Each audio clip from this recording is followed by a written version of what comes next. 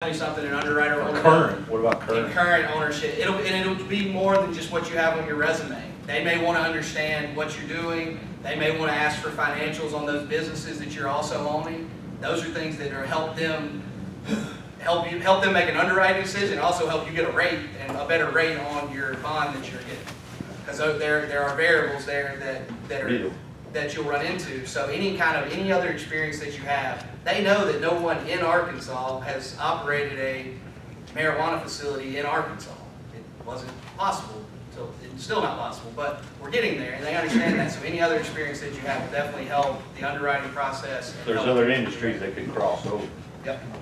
Just managing business is going to be part of it. Even has nothing to do, and there's no crossover in what you were doing. The fact that you ran a business and owned a business will help. It's pretty obvious by the set of standards the state has set for these bonding requirements that you have to be somewhat of a savvy business person to fulfill those requirements. And I'm talking about the amounts and things like that. Joe Schmo off the street cannot, probably is going to have a hard time obtaining a licensing, bonding requirements for a cultivation facility. And they did that on purpose because they do want the most qualified and the highest caliber people in there to make that move. Let's go to the next slide. Okay, so John then submits all the information that is needed, and that information is in the packet. Okay, there is 14 or 15 things there that the underwriter is going to need to make a decision. Now, like Adam Hodge said, everybody is a startup, so there's going to be some substitutes and things like that they might take in lieu of something else. John submits all the information that is needed. He then waits on the approval from the underwriter. So I said this a minute ago. I do not make the decision on whether you get a bond or not. The underwriter makes the decision. Now, my job is to paint a picture, or whoever you choose, whatever broker you choose to do this with, their job is to paint a picture for that underwriter and make you look like an all-star. You give us your paper, and it's my job as a broker to make you look like that. This would not be a problem for you to handle. I was going to add one more thing.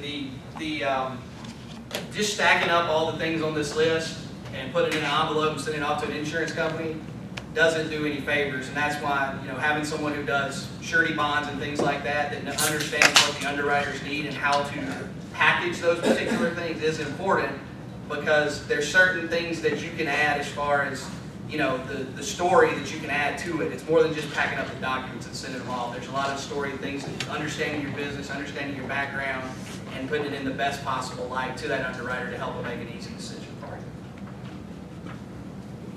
you. Actually, go back to the morning.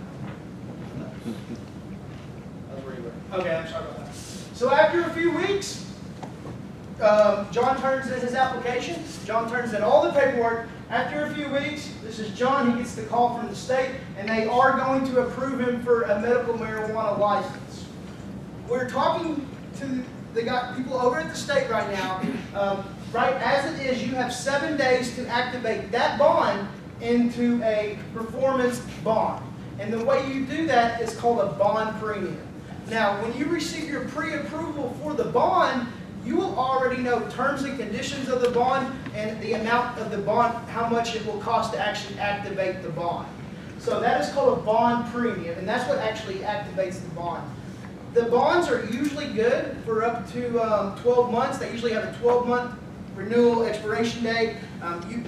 I believe the Arkansas law is that you have to have a bond in effect to the end of first year tax filing. Okay? So we are in talks right now with specialty underwriters. And the underwriters that we're talking to, they're writing bonds in other states right now. So we reached out to the West Coast, to your guys on the East Coast, and we have 4 or 5 different ones that we're going to compete against each other, similar to like what we do brokers role in the insurance world. But are you sure that an insurer is willing to write a bond in Arkansas? Yes, I am. Are they independent of banks?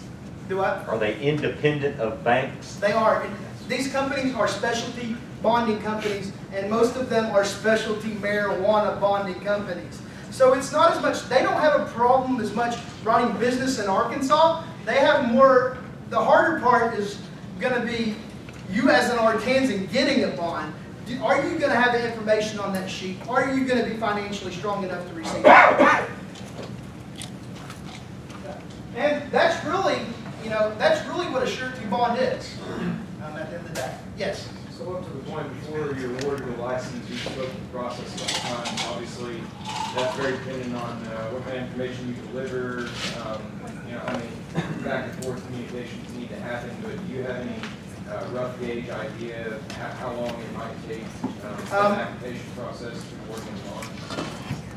I would think that from what I've heard, you can get this done within inside of 10 days. But it just depends how much back and forth you're going to have to do. Right. One caveat on that, when they have everything that they have asked for Right. before you even start that clock. So It's total. the gathering and the packaging of the information may take a month. So the 10 days is not the best case scenario.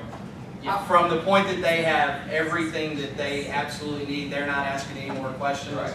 then that would be on the best case scenario. So you could kind of think a 10-day review period once you have everything that you need turned in. Yeah. And if whatever broker you choose to do this for you, it's your broker's job to twist their arm and to get it out as well. Right. So he's there to paint the picture for you, to get you the bond, and he's there to basically act as your liaison to the bond underwriter.